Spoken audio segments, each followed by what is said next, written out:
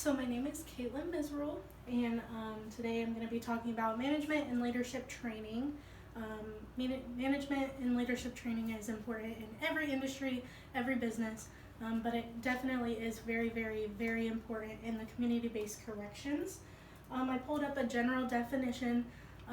This applies to every place, but in community-based corrections it's a little bit different. There was no specific definition for community-based corrections for leadership.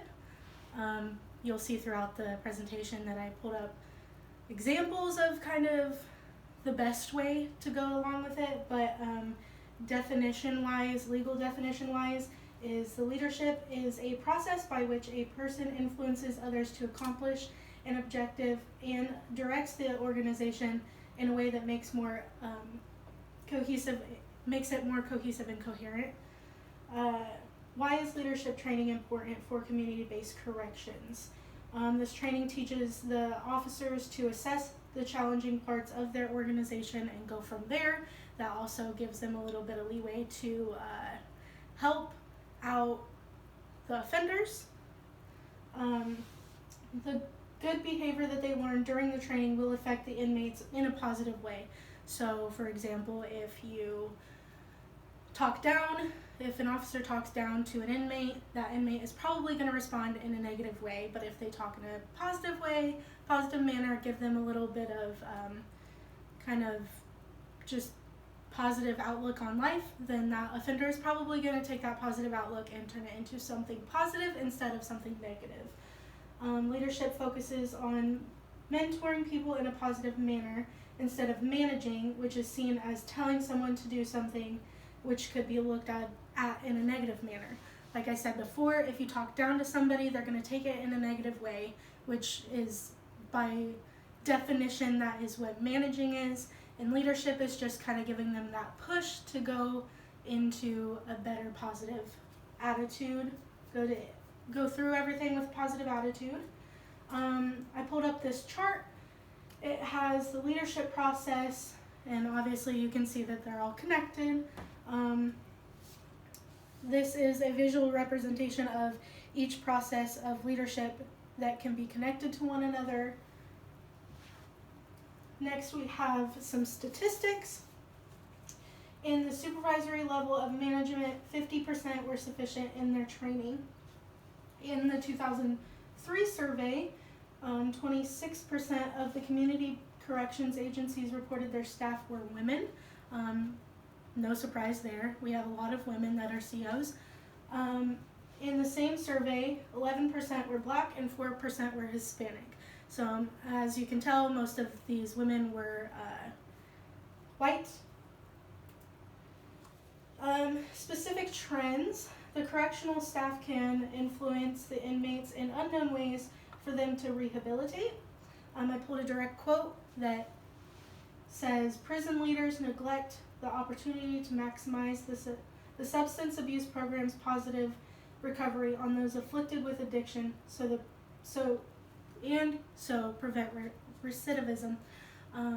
This again just goes to talk about if you are positive with the offender, that they will reflect in a positive manner. The transactional leadership style is a system of rewards and punishment based on the performance of an employee. So this style is effective because it focuses on the relationship between the leader, and in this case, the CO, and the subordinates, which is the offenders. Some typical crime offenses would be that you see from COs or management, leadership, anybody in that kind of power. Typical criminal offenses that they have are depriving the victim of his or her constitutional rights, depriving the victim of his or her constitutional rights under a color of law, and obstructing justice by filing false reports. You see a lot of officers, not a lot, but like a substantial amount that file false reports. This is an unfortunate event, but it does happen. Some existing main challenges that this would have would be some leadership, managing diversity in the workplace, bad names in the media. A lot of times you see very, very bad news reports going on and on about the correctional facility itself. Sometimes kind of gets mixed up. I hate to quote Donald Trump, but false reporting definitely is a thing. But how are they improving their management? Definitely they do some formal classroom training. I had researched that they do formal classroom training every few months. Just depends on the severity of the problem, but they do formal classroom training. They do on-the-job training, so they have dummy bodies and doing all of that kind of stuff. They increase the responsibility of the people in their facility, and that is a very big thing. Increasing the salary, that gives them an incentive to do better because they're making more money. Focusing on adapting to constant improvements. They focus on constantly changing all the time. If you've ever worked in a business, you know that there's always something new. There's always something new to be done. There's always improvement to be done, so they want to focus on that. I pulled up a graph that has a visual representation that if you take these steps, you will find a positive outcome. The first one starts by assessing the problem, then it works its way up to managing each individual person, and so on and so forth. Societal effects of a bad leadership. Due to certain cases, society may see that career path as a bad as whole. So again, media likes to portray a lot of false reporting. If you see some sort of county jail did this, then you kind of, most general people would just assume that all jails as a whole is probably going through the same thing, which obviously that's not the truth, but it's kind of how society works now. Clients will view department or persons illegitimate, same thing. If they see a fake report, then they're going to just immediately assume that that's how it is, which it's not. Basic theories. This was kind of fun to find in research. There's the Bassis theory of leadership, full range theory of leadership, transactional leadership style, transformational leadership style. So I'm going to go into those a little bit in detail.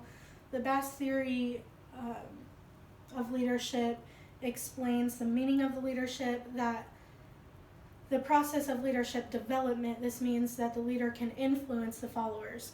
So, like I said, the COs have a very big positive outcome for the offenders if they are doing their job correctly. Full range leadership is a general theory that focuses on the behavior of leaders towards the workforce in different situations. So they take each and every person individually and figure out their problems and go through it on an individual basis. Transactional leadership focuses on a system of rewards and punishment based on performance of the employee or the offender in this situation. So they take each individual person and go from there. Transformational leadership, this leadership can inspire positive changes such as being energetic, enthusiastic, and passionate.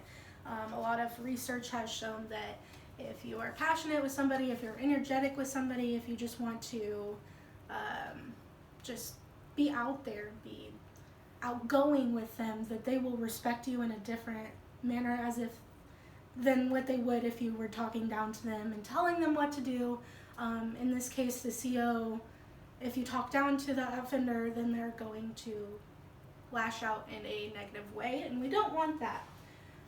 So wrapping this up, in conclusion, management and leadership training is a very essential factor to having a correctional facility ran properly.